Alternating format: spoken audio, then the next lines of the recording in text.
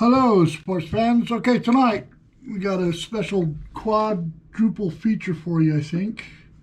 We're going to be talking about the Panzer 38T and its derivatives.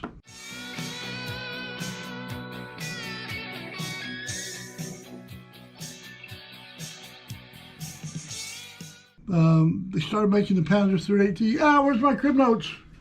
Yeah. I actually did some homework tonight. In 1939. 1939. They built it from 1939 to 1932. And they weighed how much, Adam? 9 tons. They weighed 9 tons. That's how much. The crew of 4 had 123 horsepower, 6-cylinder gasoline engines, and it was mounted with a 37 millimeter cannon in the front. The Panzer 38T was first conceived of in the country of Czechoslovakia, which at the time was a country. Now it's 2 different countries, but at the time was one country. And in Czechoslovakia, they had made, they have their own line of battle tanks, and their tank preceding what would become the Panzer 38T was the LT-35. It was named so because it was produced in 1935. Well, in 1937, Czechoslovakia decided that they wanted a new tank, and they started a competition to design a new tank that was scheduled to be produced in 1938.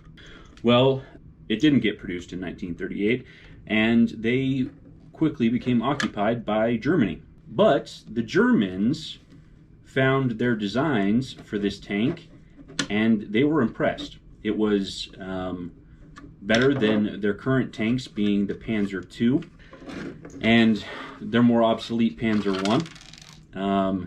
It had a reliable chassis, didn't suffer a lot of mechanical failures, and the Germans really liked it. They would begin producing it, as Doug said, in 1939, just after the capture of Czechoslovakia, and would use it up until 1942, after some run-ins with the Russians. After the Germans got very aggressive with Poland, as we all know, they went and swept through Poland in about 3 or 4 weeks. And they used the T-38 or the 38T in the Polish capture, I think along with their Panzer IIIs, if I recall. So here's our little T-38. It's a cute little tank. I mean, none of these war machines are cute. I don't want you to think for a minute I'm not aware of their destructive power and what they want to do. So it has a 7 millimeter machine gun in the front. It has a 123 horsepower 6-cylinder gasoline engine. That's right. So anyway, it's got 4 major road wheels on it, and the tank weighed 9 tons or 18,000 pounds. Which, when we've been talking about tanks, 9 tons is a lightweight tank. I mean, it's a baby compared to some of the ones we've been talking, like the Tigers at 60 tons. And when you're talking about 9 tons versus tanks that come later in the war, these didn't use up a lot of resources. So this looks like it actually has 2 of the 7.65 millimeter machine guns on it. So anyway, I think it's a great little tank. They built, from what I understand, about 1,414 of these tanks. So they're running around, and they were first major battles were used were in the Battle of Minsk. What's the name of that battle? The Battle of Bielsk-Minsk.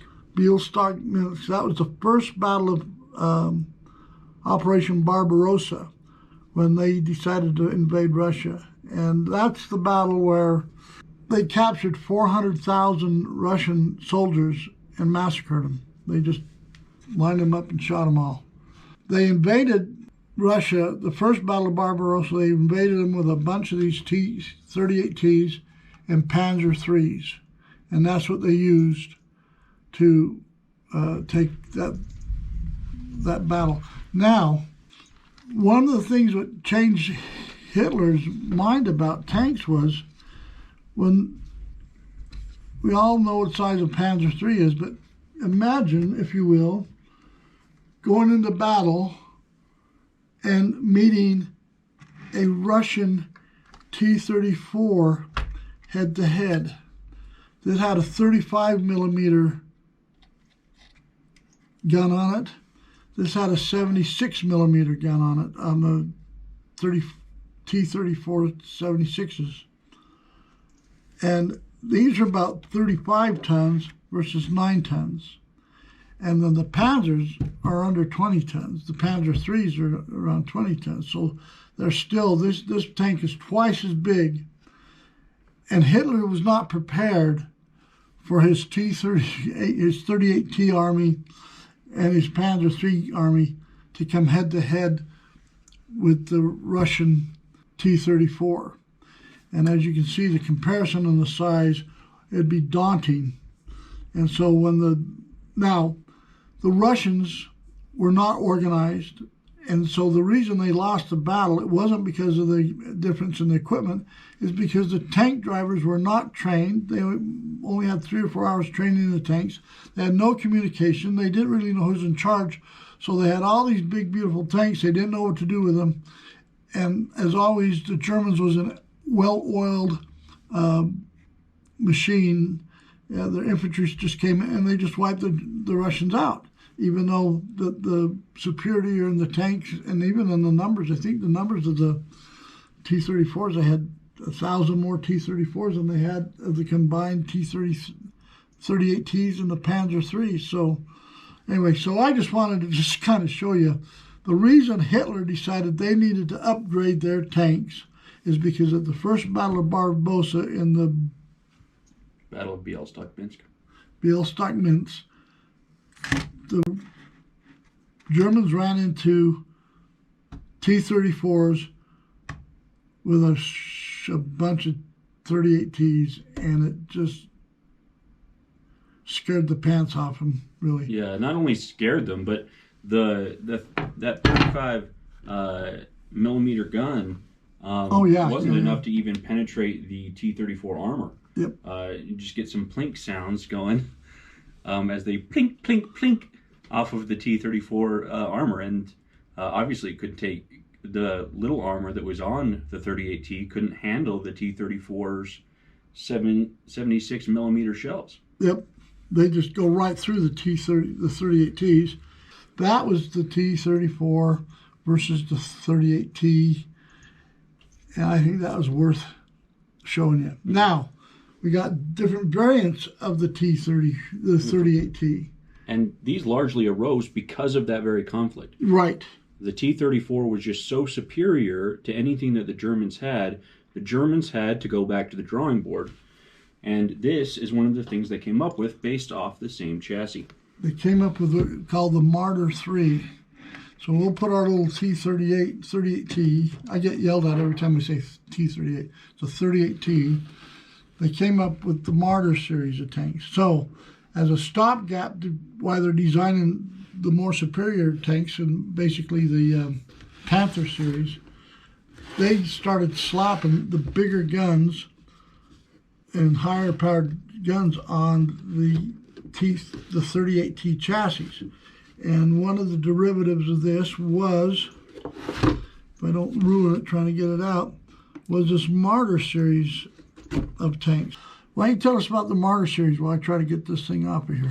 Yeah, so as you'll see here with this original of the Marder series, what they did is they took the gun from the T-34 that they had salvaged just from these battles where they were able to destroy many of them just by sheer numbers and lack of training from the Russians. They took the guns from those T-34s. Did they actually salvage the guns out of the captured T-34s, huh? Yep. Oh, cool. And they slapped them onto what is called the Marder III series. And there was 2 other Marder series. They would be based off of different chassis than the Panzer 38T, so we aren't going to cover them today. But just so you know, the Marder III isn't the third in development. It's just the one built off the Panzer 38T. And it has that 7.6 centimeter gun that they salvage off of the the T-34s. The Russian T-34s. The Russian T-34s. So all those tanks they blew up or captured, they salvaged the parts out. That makes sense. I didn't know that. Yep. So this is a Russian gun that they stuck on top of a 38T, is what you're saying. Right, yeah. So the Germans took a Russian gun and slapped it on a Czechoslovakian chassis to make the Marder III. Well, that's actually kind of ingenious, isn't it? And as Doug said, this was a good stopgap measure as they were working on developing some of the other things that would provide more crew protection. Because as you'll notice, or you may have noticed already, all of the Marder series does not have, they have open turrets. So the crew were not very well protected and could get picked off either by just gunfire or easily targeted by enemy tanks. So this is an example of the gun off. They bastardized. There's the gun off this T-34. They put it on a chassis of a 38T and come up with a Marder III. That's actually pretty cool, you know. And so they can fight, at least get kind of an equal footing firepower that way, even though they don't have the protection of the T-34 tank. It weighs about 11.5 tons. Is the total weight of it, and they do have a little bit of a turret, and I think they said reading they had like a 30 degree angle that they could just run that up and down. So that's a cute little Marder III. This is the original one. Now from there they went to the Marder 3M. Now in between the 3 and the 3M they had the 3H. And basically what they did, they put a smaller turret on it and put it towards the front. And I guess it didn't work any good. Now, they built about 344 of these. And these were used mostly around the European theater, like France. And here's the Marder 3H. No, this is the M, the Marder 3M. And what they did with that, you can see they took you can see how they moved the chassis, the gun back further in the chassis to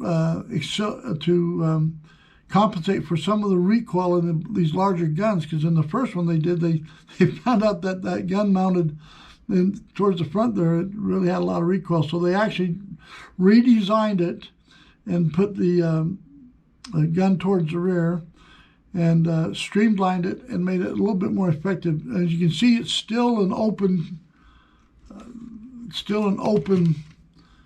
turret, and the gun on this one only moved just a little bit, where they had a little bit of a turret that would rotate 30 degrees. Oh, I got the barrel holder in there, but this one here, the gun would only move 10 degrees to one side or 10 degrees to the other side. So they restricted that, but they put it in a location so the driver became more integral in trying to aim this, because they'd have to just tweak it a little bit to aim at it, and then they'll add about a 10 degree and to shoot at stationary targets. But anyway, that's what the Marder 3M looks like. And you can see that they did quite a bit of improvement. But I want you to notice it's still exactly that original T-38 chassis they put them on. Now they did give the M, they beefed the horsepower up to 140 horsepower from 123. It still had the six-cylinder gas engine, but they went from 125 or 123 horsepower up to 145 horsepower in the M. And so they were successful, and they built 942 of the Marder 3Ms. They built 344 is all of the Marder 3s, and they built about 1,414 38Ts. So, you know, collectively they've got, you know, you got nearly 6,000 38T chassis that used between those three tanks, and they weren't done with this chassis yet.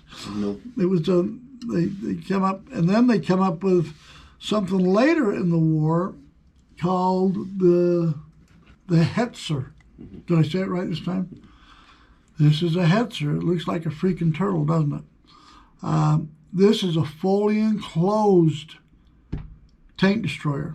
It's got the 7.5 pack gun in it. It has 180 horsepower engine, still had a crew of 4, but this is the forerunner. But what I thought was interesting, like I said earlier, these were the forerunners to the Jagd Panther and the Jagd Tiger. Well, this one here, they developed around the same time. This was developed from 1944 to 1945, and they built 2,827. But that's still a lot. That's still a lot more. See, they only built about, let's see, they built 1,400. So they built about 2,000 of these total, but they built 2,800 of these. But they're still using the same original 38T chassis. But it's running 180 horsepower now, but it's still an inline 6-cylinder gas engine, and it's fully enclosed. And this is a very, very successful tank destroyer. I think these are all really interesting that they were able to come up stealing parts off the destroyed Russian tanks to build the Marder. Then they made a different version using their own pack 36 7.5 millimeter gun, and then they ended up building the Hetzer with the same 7.5 millimeter gun. And so, oh, how much did this weigh? Oh, this was nearly 20 tons. 15.7. No, that's not nearly 20. This is 15.7 tons. This one was 12.5 tons. This was 11.5 tons, and this was 9 tons. And so, but they all graduated, and these two here have the same engine. And as we know, they built a lot of other tanks. But what are fun about these tanks, I never knew that German built these tanks up until I got looking into these tanks.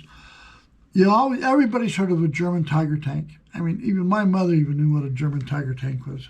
Rest her soul. You know, the Tiger tanks were infamous, the Panther tanks, the Panzer tanks. Everybody knows what they were. But how many of you really honestly have heard of a 38T, let alone a Marder III or Marder 3M, or the one I didn't know anything about till I saw this on to buy this was a Hetzer.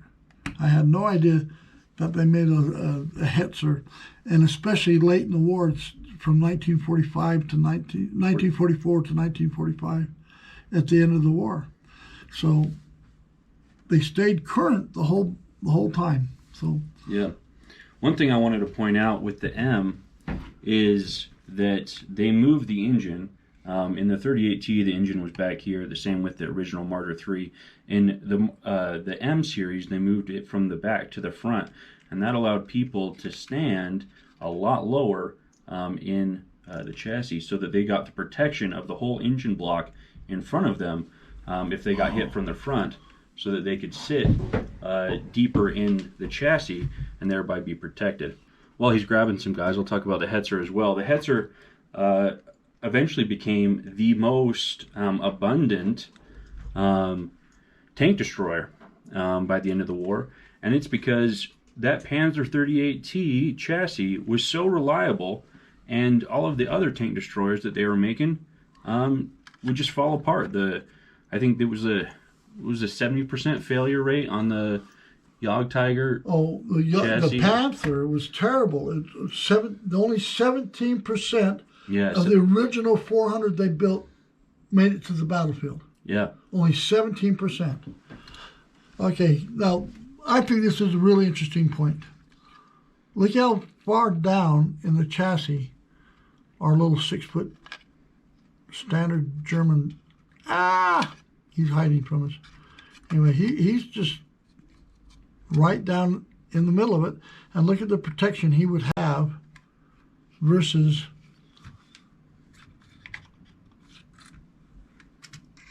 up here. You go, oh my gosh, I'm way exposed. Yeah. Now they had seats there, and this little guy actually came with this one here. So we'll put this one back in the